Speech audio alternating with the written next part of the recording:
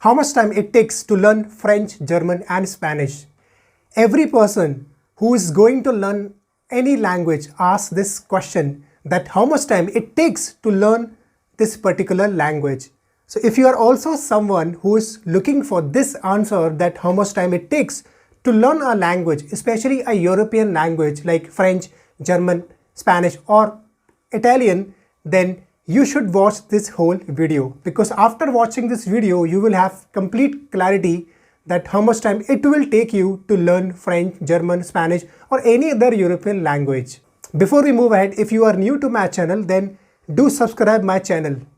So in order to evaluate someone's language ability, CEFR, Common European Framework of Reference for Languages, had created 6 levels through which a person's language ability can be evaluated. These levels are A1, A2, B1, B2, C1 and C2.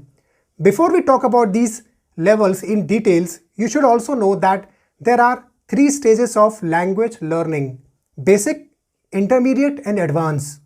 Whichever language you know, whether it's your native language or any other language you know, you fall into one of these 3 stages. Now let's talk about these levels in details. Now let's start with A1 level. So A1 level is a beginner level. If you are going to learn any European language, then you have to start with A1 level, which is called a beginner level.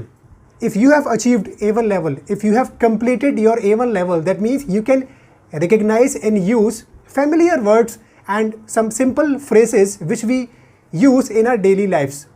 You are also able to introduce yourself or someone else in that language. You can ask and answer basic questions about home, family, surroundings, etc. You are also able to communicate with someone in a basic way if they speak slowly and clearly with you.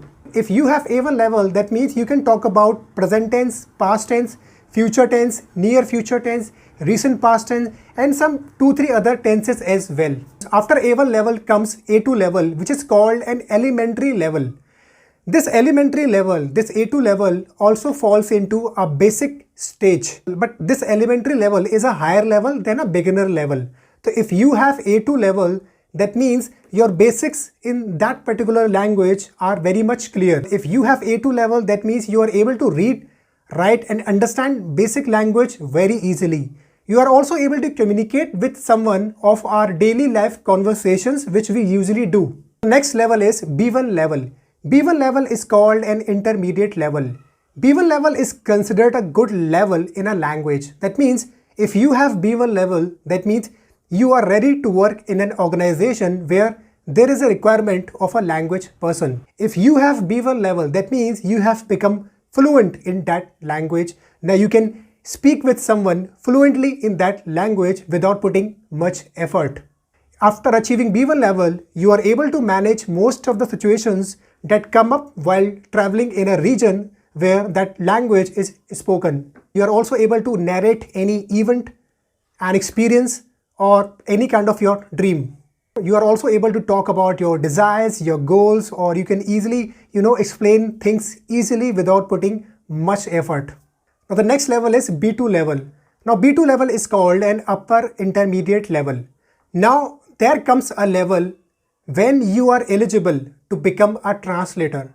Because in order to become a translator, one has to be very good at languages. And B2 level is considered a very good level. If you have B2 level, that means you can easily communicate spontaneously, even with a native speaker without making any mistake. And if you are looking for a stable job, then you must aim to achieve at least B2 level. Now the next level is C1 level, which is called an advanced level. Now there comes a level where you are eligible to become an interpreter. Now there is a difference between a translator and an interpreter. An interpreter usually interprets from one language to another language.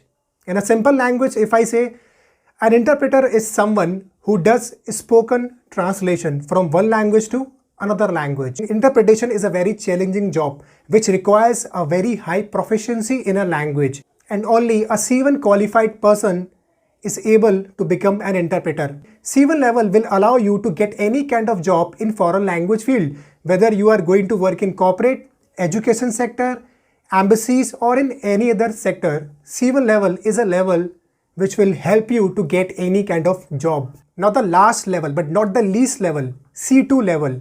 C2 level is a level of mastery, proficiency.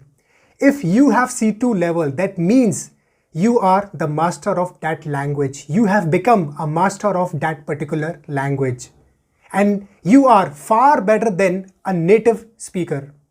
Now you can do anything with that language. You can get any kind of job related to foreign language. Most of the people do not go till C2 level because more than 90% people want to learn foreign languages in order to get a job.